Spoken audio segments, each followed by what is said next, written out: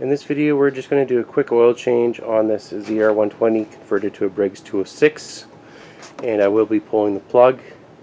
I do have a magnetic plug, so I want to check that. Normally I do a quick oil change with an extractor pump, but it doesn't get all the oil out. This is the last change of the year, so I'm going to get all the oil out.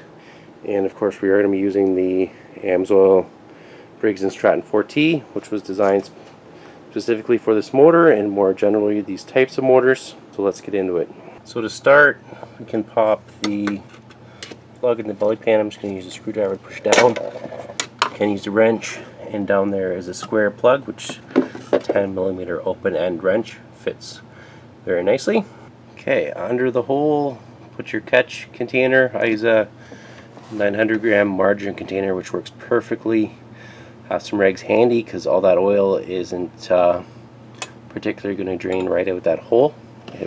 Some of it will go around the belly pan and will drip, so you'll have to clean that up.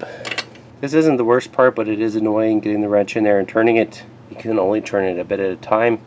I must say the stock engine is much worse than the Briggs engine though, and the hard part is getting that plug back in. Just going to turn it about quarter turns. It did actually come out pretty well. I'm going to lift up the back of the snowmobile to drain it the rest of the way.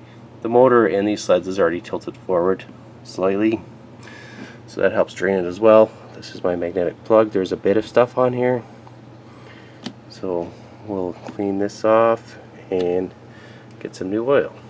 Oil capacity on these is 14 to 16 ounces, and a transmission funnel works very well. I always try to do about 450 mils or exactly half a bottle, and you don't want to mix this oil with anything else. Run only this. So we're all topped up and ready to go, and just got to put the fill cap back in. This is our old oil. It's pretty sooty. It's good to get that changed out.